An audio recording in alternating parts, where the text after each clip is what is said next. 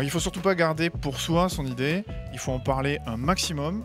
Il faut essayer de trouver, pourquoi pas, des cofondateurs, des gens qui vont venir aider l'entreprise en infrastructure, en moyens, en marketing.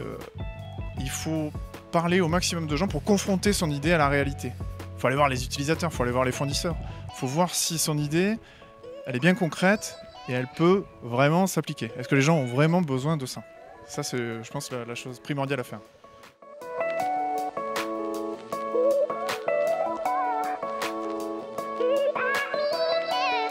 Vendez votre idée. Vous prenez ce que vous avez avec vous, vous essayez d'aller créer un logo, créer une page, un site internet pour présenter votre idée, créer une page Facebook.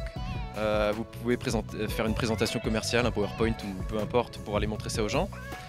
Et en fait, vous allez d'abord essayer de vendre cette idée, c'est-à-dire que vous allez essayer de trouver vos premiers clients. Parce que il y a mille et une choses qui peuvent faire que en fait, votre idée elle va pas être forcément la même au début entre ce que vous avez fait, ce que vous avez imaginé et ce que vous allez avoir après. Et ça, en fait, la meilleure façon de le savoir, c'est de la confronter directement à des vraies personnes qui veulent vraiment vous acheter ça. C'est-à-dire qu'on peut aller voir sa mère et demander: est-ce que tu trouves que c'est une bonne idée, mon idée de start-up? Vos parents, vos amis, votre famille vont vous dire: ouais, c'est super, vas-y, fonce. Et au final, si vous y passez 3 ans, des millions, et que vous arrivez sur le marché, que vous lancez votre produit et qu'en fait personne n'en veut, vous auriez dépensé 10 millions, 2 années, peut-être perdu votre salaire, pris des risques, etc. sans avoir jamais testé votre idée, au final, savoir si jamais s'il y a des gens qui sont prêts à l'acheter.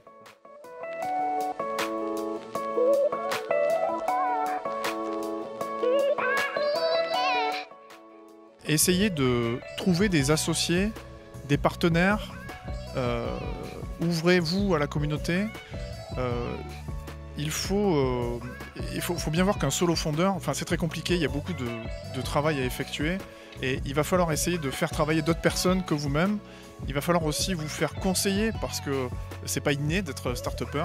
Donc il y a un incubateur sur le territoire, il y a des entreprises comme Tillforge qui peuvent accompagner les porteurs. Il y a aussi tout un réseau d'entrepreneurs qui existe déjà, qui peuvent fournir des financements, qui peuvent fournir de l'infrastructure parce qu'ils ont déjà, eux, des business qui fonctionnent. Et toujours dans cette idée, ouvrez-vous, parlez-en, essayez de réunir autour de votre projet des personnes qui sont motivées par votre projet.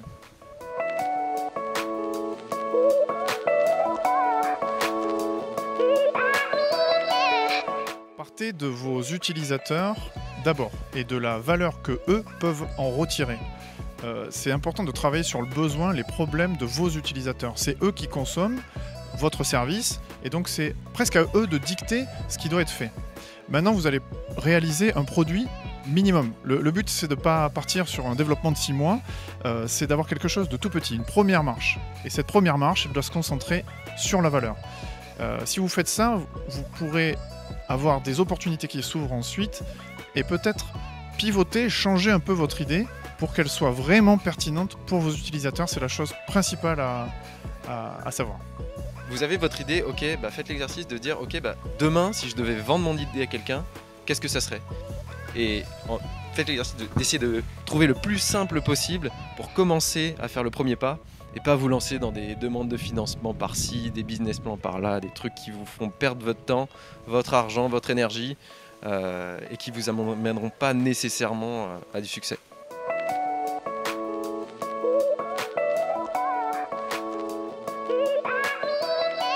Le principe de la startup, c'est qu'il ne faut pas forcément travailler plus pour gagner plus.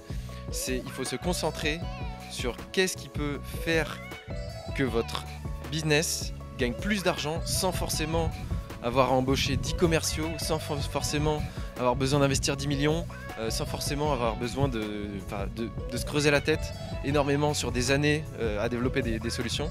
Il faut essayer de trouver tous les petits trucs qui vous font gagner plus de clients. Et ça, c'est important à l'avoir en tête.